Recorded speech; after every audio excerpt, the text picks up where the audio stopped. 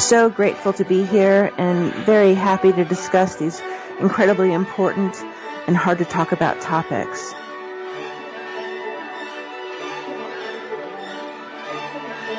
He has an incredible backbone and staggering moral fiber. Howie is totally committed, completely ethical, totally admirable. No pressure if you can hear this, but honestly, Howie's a hero to me.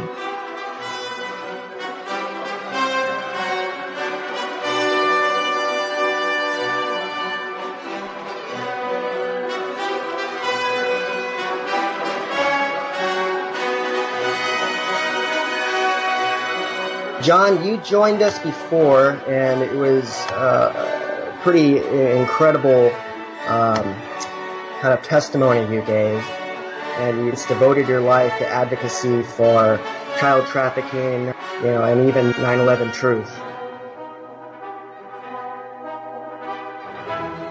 Maybe you could explain to us, in the last decade, what do you think the most challenging parts of coming alive on some of these issues have been? Probably the hardest thing, and it continues, is just realizing that pretty much everything that I was told and taught since I was in grade school is probably not true. Good evening and welcome to the Traffick Report. Our special guest tonight is Tim Hotham. This is part 2 of My Brother Was Murdered. I'm just awed at the depth of, number one, the story, and Tim's knowledge of the deep state and the way they've operated against his family. And I think we just lost John. Well, I'm How here. are you, Tim? I'm good. That's good. For anyone who missed the first part of the or Tuesday night show, and or people that were listening that might have been a little bit confused, including myself, because it's a very complicated story. Tim, you were going to do like a little recap. Was John back? I think so. I guess they didn't like my introduction. That's okay, man. That's all right. What I was saying when I got cut off is I'm honored to be on the same program with Tim and Howie as usual. But I'll be quiet now. I'm honored. No, that's all right. I'm honored too, guys. This is really cool. So you want to do your little recap or? Sure. What John said in the intro there, about everything I learned, isn't true, from kindergarten. And, that kind of, says it took quite a few years to get my feet on the ground. I grew up, believing in, apple pie, Chevrolet, and the American way, truth and justice. And literally the rug was just totally pulled right out from under us as a family. All the things that we believed to be true just turned out false. And so a lot of this stuff, is hard, well, when did you know? Yeah, it was a substantial amount of time later, I think literally years before I even understood the significance of this brownstone tape of Bill Cohen. It was, go ahead. I was just going to say, I would think coming from Maine, it would be even that much more surreal that things like that could be going on there. It just seems like a sleepy little state at the, top of the country. Yeah. Not exactly where, these types of things would go on. Yeah, exactly. And it was life altering, and it's like, everything that, we knew. So, I mean, it took me years. I mean, if you would have met me in, 94, 95, you'd have thought, whoa, what's, out back digging holes, filling them full of bullets and beans, but anyway, so so my brother Rod, he's my big brother, and he was an accountant, and he had done well for himself. He was a hard worker, and he got a good job for Pete Marwick and Mitchell that kind of propelled him into being a successful accountant and sought after. And he was asked to audit the books of the Penobscot Indian Nation, and they suspected that there was something wrong. And sure enough, there was, and he stepped into something that was big, that was really big. His investigation took him to the Cayman Islands. And years and years later, there was like because I remember they invited me to a press conference when they sued Key Bank. And I think there was like a $15 million settlement. And it was basically the information that Rod had uncovered there, the whole Schiavi homes, but that was really only a small part of when you step back and look at really what was going on there. But so Rod stepped into that, and so because he wouldn't play along, one thing led to another, and eventually they started harassing him and making accusations against him. And we covered this, and I'm just trying to make sure that everybody listening knows what we're talking about. This was no simple harassment by the FBI. This was a concentrated life disruption program that they started on Rod, his family, and this was not simple harassment.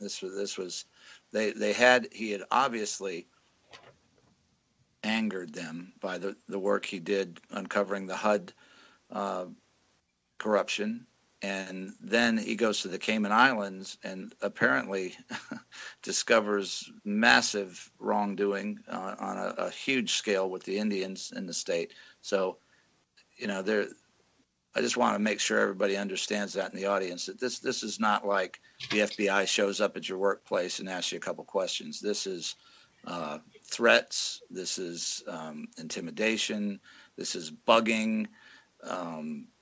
All the things they do and when they say life disruption, that's exactly what it is. And many people have committed suicide as a result of these type of operations run by our intelligence community. So I just want to make sure people. Yeah, no, there's no doubt. There's no doubt. I mean, I remember an FBI agent, Don Goulet, and he was up in my hometown, which was 3 hours north of Bangor, in a small town, Prescal, and word got out that the FBI was in town, and it was about that Holtham case. And literally, they were in a business that was right out behind, where I grew up, literally telling people there all manner of lies about Rod, and you're innocent until proven guilty, and he wasn't indicted until 2 months after he disappeared, and an indictment is only an allegation, so Rod's really never been proven guilty of anything. And I remember I went into my lawyer's office right on Main Street, and this Don Goulet was in there, and I walked into the back of the building into my lawyer's office, and he's in there, and I sat there and I listened to him for a couple minutes, Don Goulet, the FBI agent, and I physically grabbed him and threw him out onto Main Street. And listen, why didn't he arrest me? And I could go on, how they got the indictment. They flew to Bangor on the 19th of November, and now they tried to get an indictment in New Hampshire, but the grand jury wouldn't indict. And then so they tried again. They weren't crooked enough. Yeah, no. So where did they go? The seat of the corruption in Maine. And hey, listen, if I didn't known then what I know now, because I was subpoenaed to testify, and so I watched the whole process, and literally, again, I didn't know at the time, but there's no question that they were abusing the grand jury system and that they were manipulating the grand jury to basically. And Tim, for the listeners, what exactly was the indictment? Well, basically, it was, I forget how many exact counts, but it was bank fraud and money laundering. Again, it was bank fraud initially, but then when I started using the vernacular money laundering, then lo and behold, it was money laundering too. Oh yeah, okay. Forgot about that. Yeah. But it was all based on transaction. The purchase of the bank in New Hampshire and transferring the money to make that purchase. And there's no money missing. If you read the papers, you're going to get the impression that Rod has, $4.5 million. Well, I mean, there were so many different numbers they threw out there, but the bottom line is the only money missing is Rod Holtham's money. And it was a transfer from one bank to another. And it was all intent. You know what I mean? All the issues, like I said, I could defend him in a court of law, and you can't show intent. I mean, there was no intent there based on Rod's actions, previous. And we've seen this over and over and over again.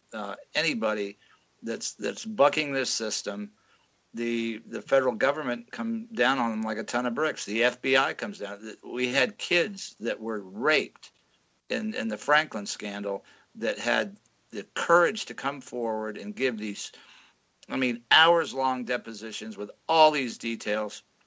And our good old FBI, we're talking about good FBI, bad FBI again,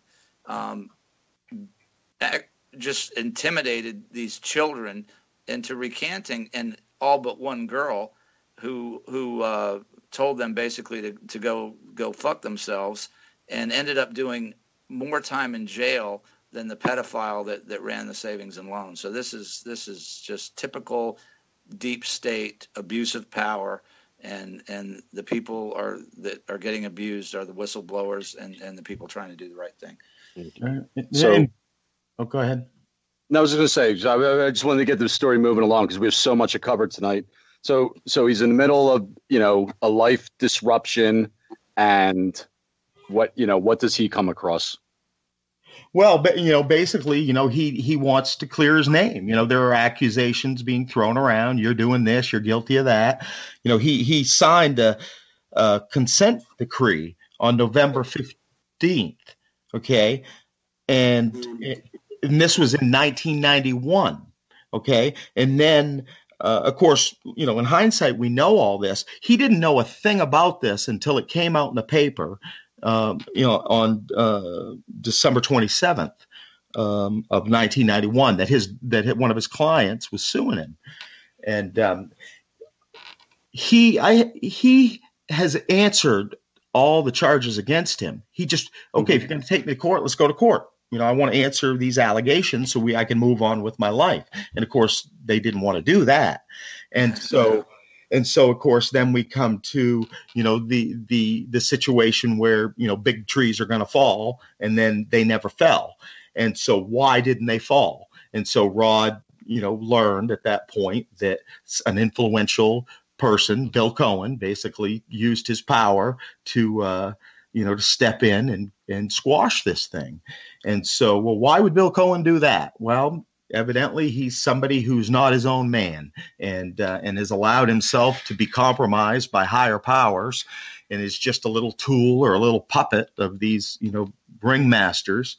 And so, and again, I don't think Rod had any idea at the time. Again, I thought it was an isolated incident for years, but he said, well, okay, then, so I will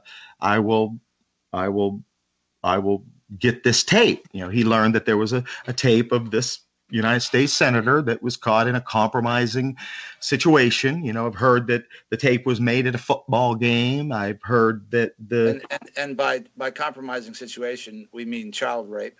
Okay. That's what we mean. Yes.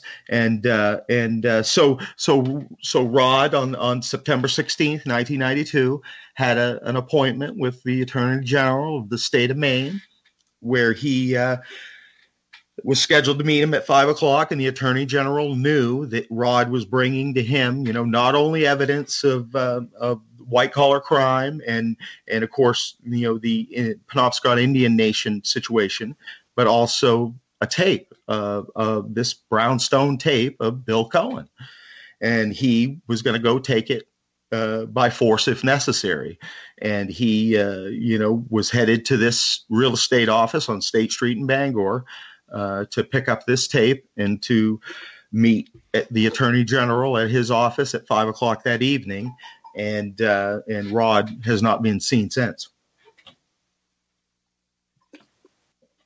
So that's where we left off. So we're caught up, and please continue, Tim. You've got some amazing information, and I like I said, I don't know if that got on, but I've never seen anybody with the intimate knowledge of the deep state and how they operate and how they're destroying people's lives. So please. Well, we'll start with a little side story, I guess. Basically Unsolved Mysteries was interested in doing this story. And so we went through all the motions and the interviews and the production, if you will. And literally on November 29th, and I can't remember exactly when we were scheduled to go to Boston for the last, part of the production, to get some shots and stuff and, camera shots and the like. We had, rental car vouchers, and they were going to reimburse us for lost wages and things. But anyway, so Stanley Brown, who was the producer of Unsolved Mysteries at the time, called me. It was 8:30 at night, and he said, the strangest thing happened, Tim. And I said, what's that? And he said, well, the owner of the production company that owns this show, somebody I'd never met, he said, and never even knew, called and said that for reasons of national security, we're going to have to pull this story. And of course, a few days later. Say that again, Tim. Say that one more. And not only did he say this to you, but you took notes on that day that you still have, notating exactly what was said and the time and the date and who was saying it. That's it. That's right. That's something that we learned very early on, that people were, talking out of both sides of their mouth. Like when America's Most Wanted did, a piece on Rod, and there were certain things that were said as facts and truth on America's Most Wanted that weren't factual or true at all, and contradicted. And they said that they got the information from the Maine FBI, but the the FBI has contradicted itself so many times on Rod Holtham sightings that they can't even keep it straight. And I would assume America's Most Wanted was treating him as a fugitive. That's right. They just did a little tiny segment, and that's right. They were treating him as a fugitive. I mean, it's just bizarre thing. I mean, Michael Carpenter, the Attorney General, told me that the FBI told America's Most Wanted, Matt Valise, an FBI agent out of the Boston office, told, according to the Attorney General of Maine, Michael Carpenter, that, quote, Rod Holtham is in the custody of the government. Unquote.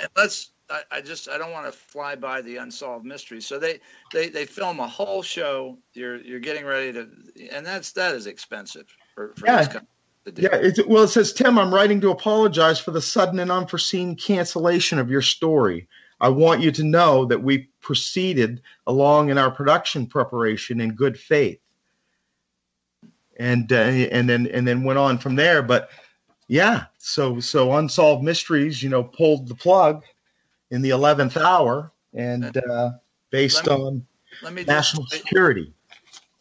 Yeah, based on national security, and you have that documented from notes of a conversation that took place with the producer.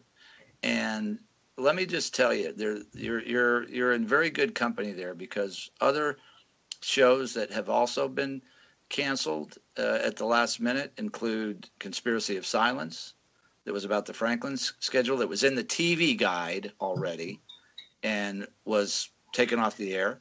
One of the other ones, also done by Yorkshire Television, was Kinsey's Pedophiles, and the only copy of that is, the rough cut with the timestamp still on the thing. So and to me and to anybody with a brain, that confirms everything you've been saying. That makes it all fact right there. The fact that, and let's go back to the finder's report, and I'll just shut up. But a call, you've got the Metro Police and the Treasury Department of the United States doing a good investigation, uncovering the Walmart of child sex trafficking and satanic ritual abuse, and one phone call from the CIA, national security shuts it all down. So the company that you are in, Tim, and is right there with any case that has been, the top echelon of child trafficking and deep state corruption.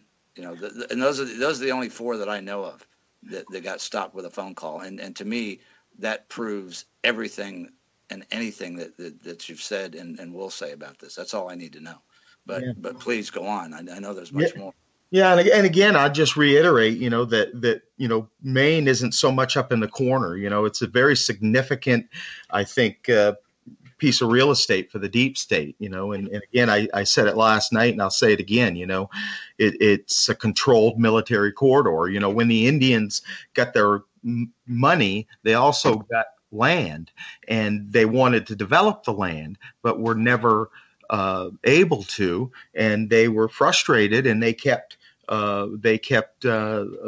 persisting, and then finally, it came out. Well, you can't do what you want with your land because we're already doing something with it, and because it's in the middle of a controlled military corridor, and it's a place where they own everything. They own the media and the law enforcement and the politicians. Yeah, and they don't want housing for Native American people to get in the way of their drug running and child trafficking. So of course they're not going to let them build on their own land. I mean, they want control of that. It's like a huge Air Force base. I'm not so sure that that's not where they got. They got their own Bohemian Grove. So when Rod went missing, you obviously knew that he would not have just disappeared on his own. Is that correct? Yeah, of course, can I be, unbiased about that? Probably not, because I'm his brother and I'm going to believe the best. But, listen, the cops never even looked at his hotel room.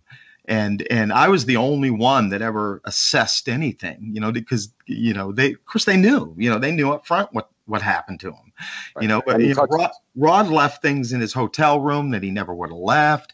I mean, Rod paid bills that day, let me make sure my bills are all paid before I take off. And let me move my family to Vermont, and then I'm going to leave the country. Yeah. No. So, but you did get someone contacted you that had information about his disappearance. Lloyd Bryant. Yes, sir. I forgot his name. Yeah. Could I back up for just a second? Sure. Well, so Rod was scheduled to go. Have I brought up the McClellan stuff and what he said at the Stucco Lodge yet? No. Okay, good. People need to hear that. Yeah, well, so Rod, was supposed to be, accompanied by this state police detective, Dennis McClellan, and he blew him off. And of course, in hindsight, we know why he blew him off. Rod. And this was, when you get a state police escort, that probably means that the attorney general knows exactly what's going on. Well, the attorney general met with this state police detective 2 days before this for 2 hours for no other reason to discuss Rod Holtham's safety issues. So yeah, they knew. And of course, Rod blew him off because Rod had so many different voices whispering in his ear. And of course, in hindsight, we understand, the different factions that came in to try to control the situation. And he didn't know who to trust. And so it was literally one state trooper. One state trooper, Dennis McClellan. Yes, sir. They couldn't give him 2 or 4. Yeah. Well, if they wanted him to live, they might have done that. Well, Right. yeah, good point. But so this state police detective, so Rod was scheduled to be in Augusta, a little over 2 hours south at 5 p.m., left to go get the tape. And then the attorney general started calling. Where's Rod? He's late. So then people started panicking.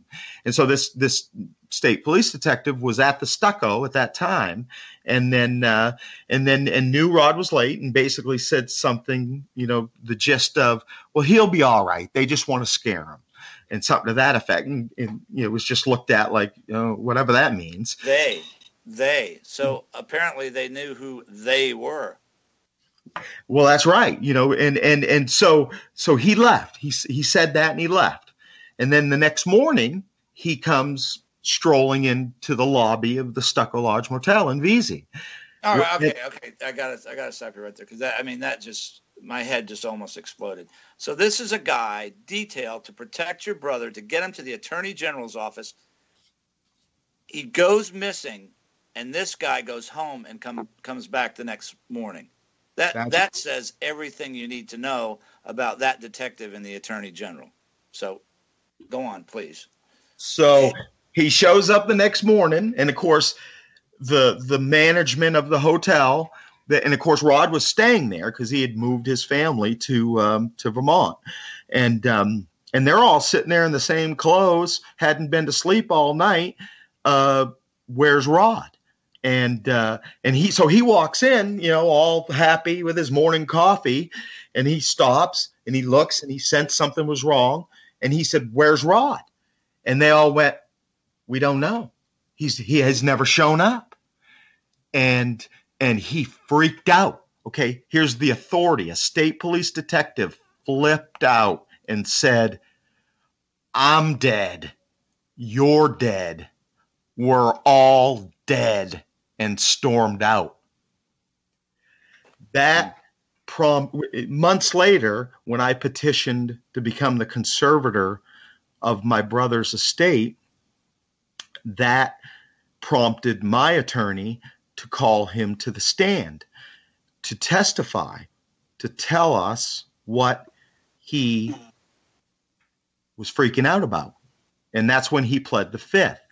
Now, I want to add that the missing persons report that was filed for Rod, and it wasn't done by me, and it was done by one of the people that had us beguiled at the time, and there were 3 pages, and when I went back to collect it, to get myself a copy, there were 3 pages that they wouldn't share, and to this day they've never ever shared. But I've come to find out what was the nature of those 3 pages, and it was an interview with Dennis McClellan, the state police detective, and the chief of the Bangor Police Department, talking about William Cohen and the Brownstone compromise tape that Rod was picking up at the real estate office in Bangor to deliver to Michael Carpenter, the state's attorney general. Wow. Yep. And with one phone call, like they did in the Finders, that's national security. So you'll never, that gets probably destroyed. Yeah.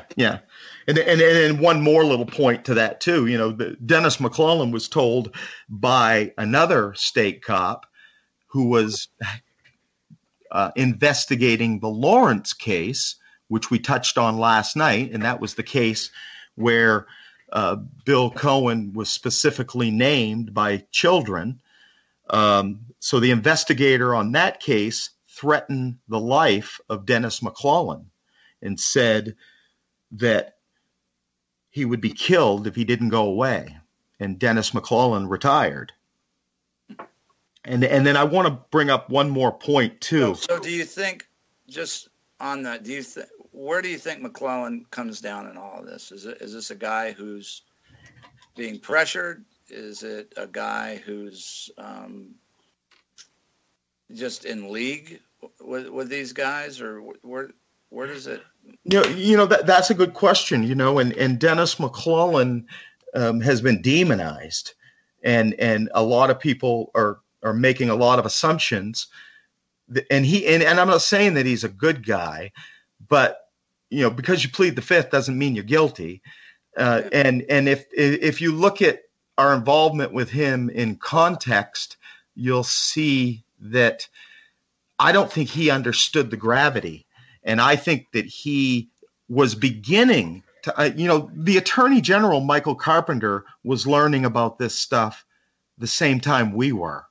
His world was being rocked the same time my world was being rocked. And I think that Dennis McClellan's world was being rocked at the same time.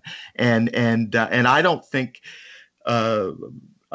Dennis, personally, I don't think Dennis was involved. I think Dennis, just knew better. He was like, his brother was a CIA agent and was probably told, if you go one step further, you're dead too, dude. So just go this way.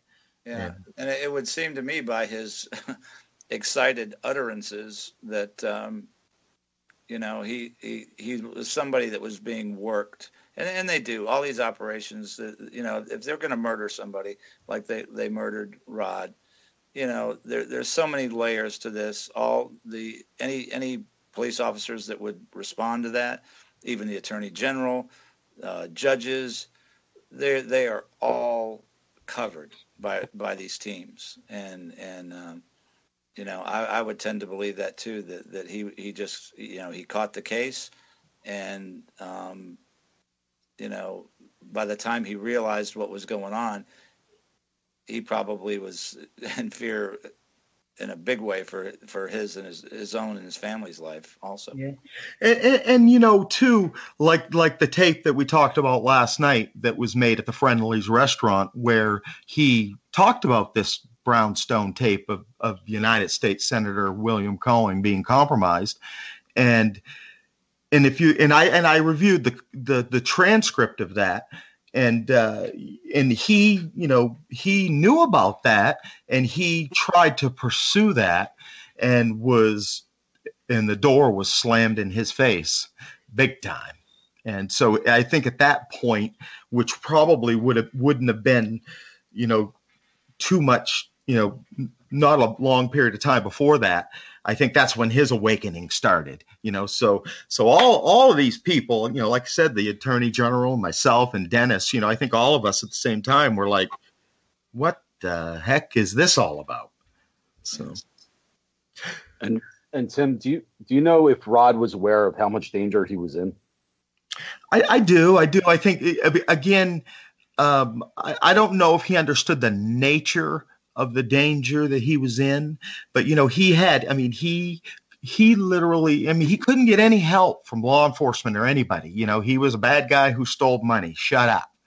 And literally, and in hindsight, my heart just breaks for him. What he must have been going through down there all by himself. But like these two guys that he caught following him, and he ended up, all by himself, like our family has done. Everything by ourselves, everything I gave to the state police that led to the now we believe he's been murdered investigation, I did myself and gave it to him on a silver platter, which they still haven't followed up the leads that I've given them or haven't answered for them. But anyway, sorry about that. I flew off the handle there for a minute. Fine. What was I saying? I forgot. Just about the danger he was in. Yeah. So he literally chased these guys down to the Holiday Inn on the Audlin Road, and literally got their names from the front desk, and literally had a good cop within the state police that was working with him run the names, and they were aliases, and literally in the rental car they had was tied to a company in Boston that was tied to the family of the doctor that they used to originally sue him. So and then also and nobody who and you were there with him, Jim, sleeping in his clothes with a shotgun that's got a round racked in it. I think he knew what the yeah, no, there was I have a list right here if I can find it, of all of the reason why Rod was being told by several people that he better be careful. And, and again, we were being surrounded by, all these big picture people that were telling us all this stuff that we'd, I'm sorry, I was looking for that list, but yeah, he had several people coming to him and telling him. I mean, I refused to answer a question at my probate hearing because a friend of mine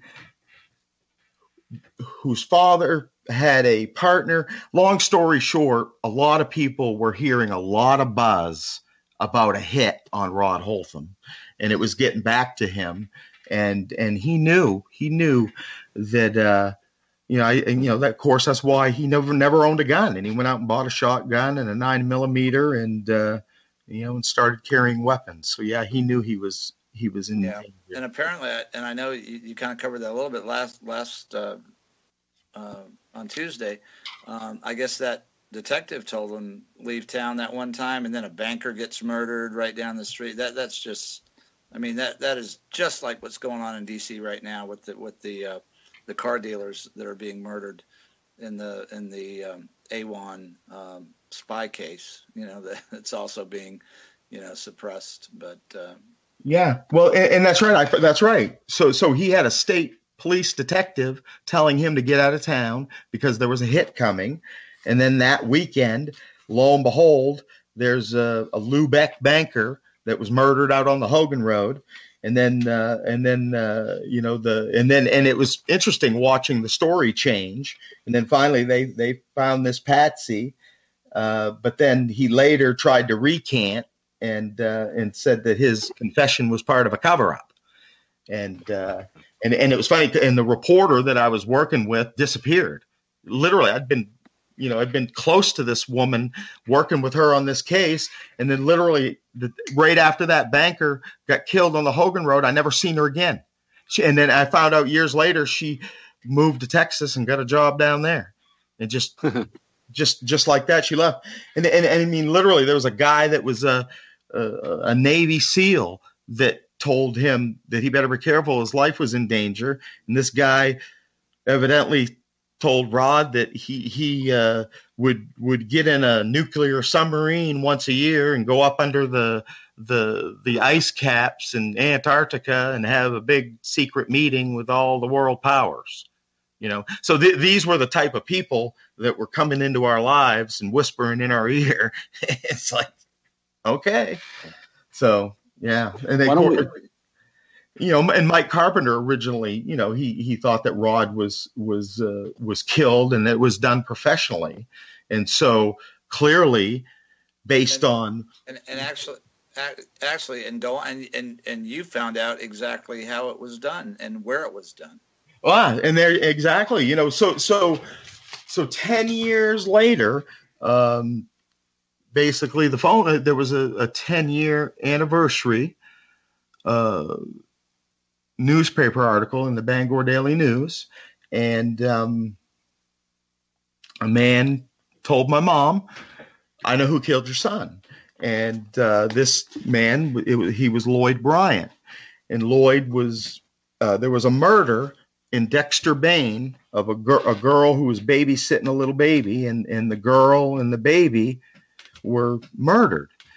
And Lloyd was the state's key witness in that murder trial. And during that, Lloyd was approached and said, you'd better be careful.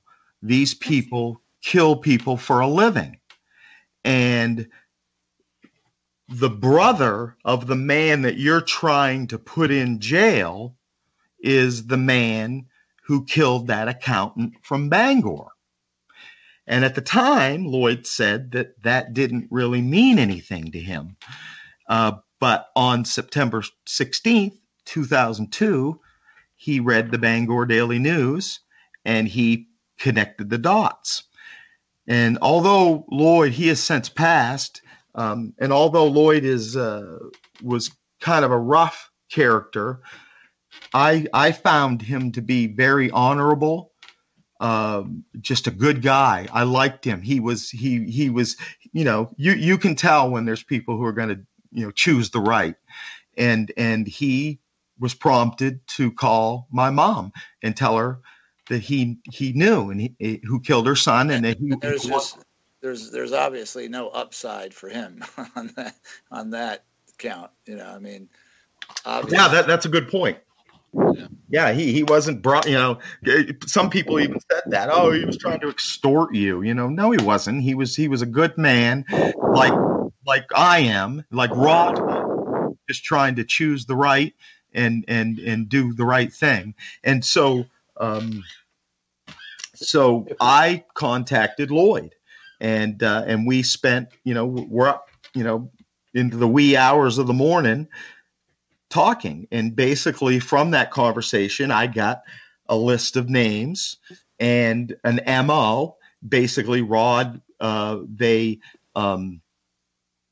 took a skidder, evidently, and you take a tree and you push the blade of the skidder, you put the blade up and you push the tree over so the root ball comes up off the ground, and then you stuff the body under the root ball, and then the roots have a memory, and the tree will pop right back up. And since I heard that, I've actually seen stories in the news where there have been big storms where trees would blow over. And don't ever let your kids play underneath those root balls, because there was a story where a kid was playing under a root ball, a big tree's root ball, and it popped right back up and killed the kid. And so, and evidently that's a way of disposing of a body. And so that's what I had. That's how they did it. This group of people was involved, and they were Woods operation, and of course now we know that that's what they do. This Woods operation was from what I understand, part of a big money laundering, another rat line, that basically that went into the Boston crime families. And so and you actually got the location of where this happened. Well, so for years, that's all I had, a list of names and this MO. And I would go when I had time to different, land where I could find land records and looking for a needle in a haystack. I'm looking for one of these names on a piece of land somewhere so I can figure out where to look for my brother's body. And so one day I was and there were a lot of prayers, and I believe that these were answers to prayers, and I was in Kingsbury Plantation at the land records there were in a real estate office because it's an unorganized territory in Western Maine. And I'm flipping through the land records as I'd been doing for years, looking for that needle in a haystack. And the lady that ran the office was getting a little annoyed. She probably wanted to go to lunch or whatever. And so I just came right out and told her, remember the accountant that was missing in Bangor? And it was a big story. There's almost 100 newspaper articles on Rod. And I remember that. And I said, well, I'm looking for him. And she said, well, and then she directed me to this gentleman who's the only year-round resident of Kingsbury Plantation. And he lives in this log cabin out on a lake on this one road that goes through that area of the state. And so I jumped in my car and I drove right out there, and I walked in, introduced myself, and basically told him, who I was and what I was looking for. And he, cocked his head sideways and looked at me and turned around and walked to the back of his garage and picked the file box off the top of the file cabinet, thumbed through, pulled out a little receipt and looked at me and said, yeah, those guys were working for me on that date in 1992.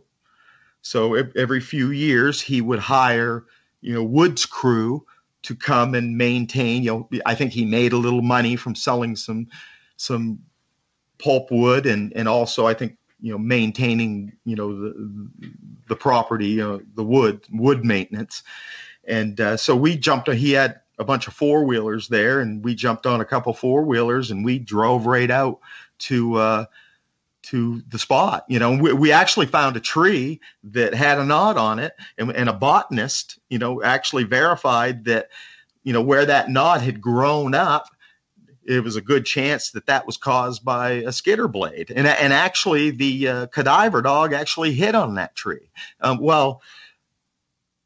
Not too many people know this story, but my wife and I moved to Pittsburgh, and my wife went for her job before me, and I was up in Maine, and I had the truck all packed and everything was ready to go, and I was leaving, and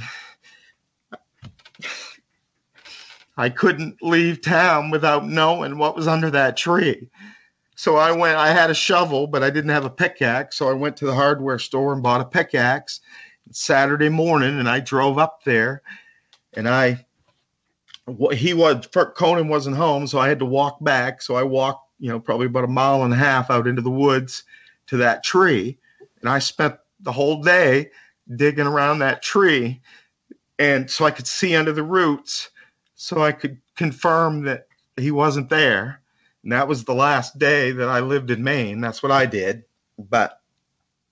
And you know, Tim, you solved your brother's murder. You know that, right? I do. Yeah. Yeah.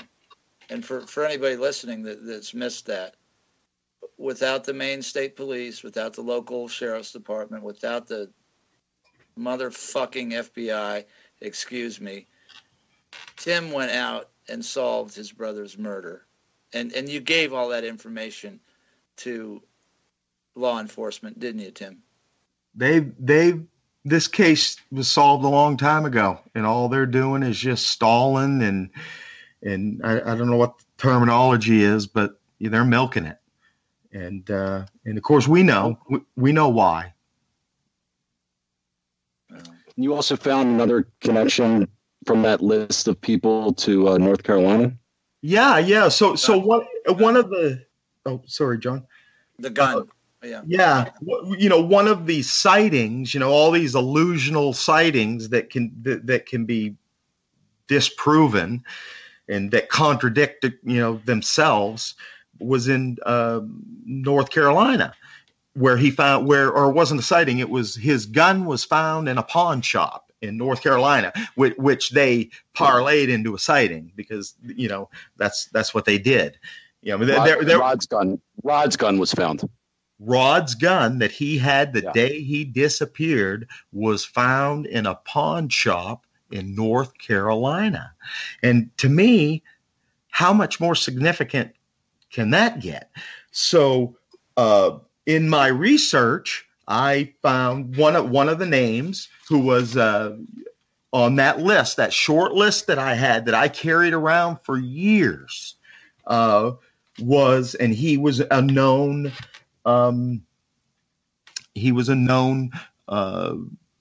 pot grower, you know, large quantity, you know, marijuana fields. And he was busted in North Carolina in the vicinity of that pawn shop and was in jail in North Carolina. And I begged them to follow that, you know, and again, just I give them it on a silver platter. Yeah. And in a normal murder case, that person would be charged with murder. Right. Well, all you have to do is go to the pawn shop and say who brought you the gun. I mean, I'm sure they have records of it. Yeah, exactly. It's enough to charge a murder right there, and they didn't do it. Obviously, they didn't do it. Yeah. Wow. And again, there's so many contradictions. You know, told by the attorney general that there's a big investigation. I mean, we were told there's big indictments coming down, you know, with the Penobscot Indian thing, you know, from Washington. You know, the establishment has known the details, you know, and this is kind of my issue with the movement that we have today. Everybody wants to dig up more evidence. There's documentary. Somebody wants to make a documentary, right, Howie? Is somebody we know? Yeah. Do we need another documentary, Tim? Do you? Yeah. Think Well, his is going to be different, but let's not even go there right now. But that's right. We don't need more. You're absolutely right, Tim. We don't need more evidence. What we need is somebody to investigate the actual evidence that is out there, because we can't walk into places and start doing this ourselves. We don't have the authority to do that. And, hopefully somebody will start to do it. Yeah, we don't. I mean, it's nice to gather more evidence, but the cases, we're running out of time, and you have such an interesting story too. John brought up conspiracy of silence, and there's even a connection to your brother's case to conspiracy of silence. Yeah, I actually was told that if Rod would have made it to Augusta that day, that there would have been a congressional investigation into the Franklin case. Oh. And Wow. yeah, and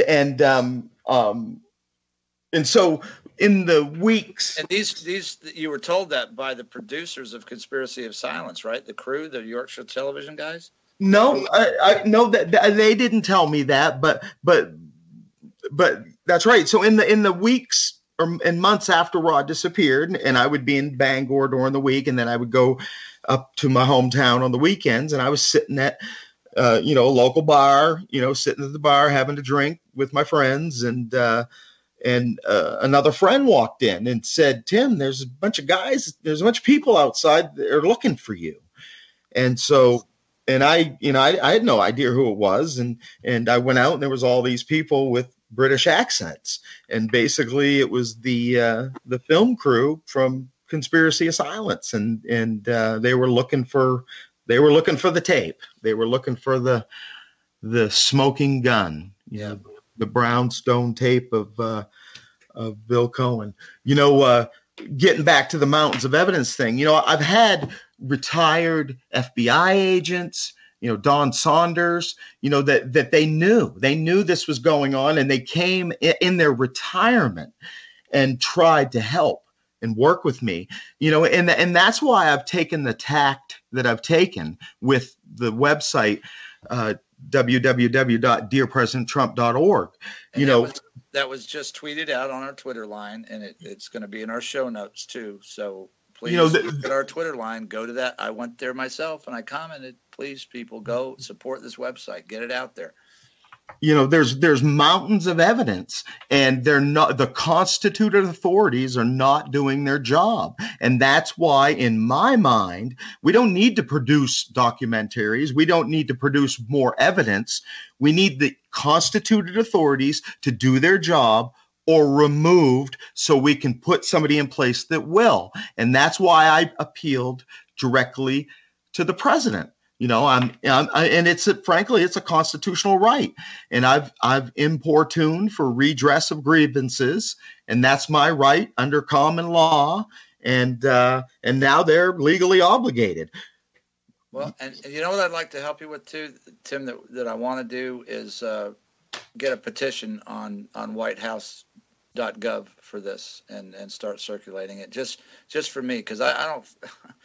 I want to be able to do something like immediately, and you've got that website, and we're directing people to that. We're going to be hearing you on other, just a quick shout out to Crowdsource the Truth, Jason, Trish, and George. They've been going through some transitions, but I spoke with Trish this afternoon, and they want this story. This is exactly what they've been documenting, and probably the most egregious case of the deep state, and what they do to families and citizens. So I'm going to work on that for you, and I know anybody listening and anybody in our circle are going to sign that petition, and it's some place to start, and I just want to do that. So thank you, sir. Question just popped in my head. Now, if you went back to that plantation, would you remember where the tree was? Yes, sir. Okay. Now, with DNA evidence, I mean, is there anything that can be done now to have somebody go and look under that tree? Oh, there's no doubt. They have, I just saw on a show the other day, they have dogs, cadaver dogs now that are trained to find bodies that have been in the ground for 100 years. And the technology is there. Frankly, they've probably dug him up and removed the evidence, Something might be, but DNA wise, I mean, there might be something there. Even if you take a body out. It absolutely would. Absolutely would. I'm not an expert on it, but, so. Absolutely. Just a thought. I mean, this is such a crazy story. This is just an unbelievable, and there's a lot more to it. And unfortunately, we're running out of time here. Yeah. Well, I've been sitting on this for 25 years. Can you imagine how we felt when Bill Cohen became the Secretary of Defense? The FBI came and they rifled through everything Michael Carpenter had. They went to the real estate office, where this tape was being kept. They made sure everything was all cleaned up, before it became official that he basically became the Secretary of Defense under William Cohen. So how does a guy like that become Secretary of Defense? He looks like he has no military experience. He sat on a couple of House committees or whatever, as senator, but it just seems like a strange choice. And he was a Republican, and Bill Clinton, being a Democrat, puts a Republican as the Secretary of Defense. It just seems like a very, very strange choice to me. Well, yeah, but and we also know that Bush and Clinton are identical. I got you. But still, if you're talking about the Secretary of Defense, the same thing with Donald Rumsfeld. They just seem like very strange choices. I don't think they know much about the military. Well, I think from a superficial point of view, that's true. But when you understand the deep state and you understand the game, then it makes perfect sense why he would be called. Just like a James Comey, never spent one day in the FBI, but then he becomes just like that. Just like he's a lawyer. Yeah. Yeah, and they want somebody to come out and hold a press conference and say, "Oops, $2.3 trillion missing," and then never talk about it again. So, Yes, it's much more important. It's much more important to to give good press conferences than actually know your job. Yeah. And I'm hoping now, and I'm praying that the Marines that are surrounding Trump right now, they know all this. They know everything has taken place, and it's time to act. Right. It's time to take action. They've got all the dirt on Cohen. It's all readily available. Nick Bryant said he gave the New York Times the smoking gun evidence on William Cohen. Yeah. Those credit card receipts that you talked about last night that Vincent, was producing. The music is about to play, guys. Tim, you got to come back. You're going to come back, right? You know that. All right. All right. Thank you so much. Thank you, Howie. Yeah. Thanks. Really the image that's going to stay with me, and I will be helping you until as long as I'm on this side of the grass, is you. The last thing you did before you left the state of Maine and looking for your brother. That image will never leave my consciousness. And only my wife and I ever knew that. We love you, Tim. Thank you. God bless you. Guys, love you too, man.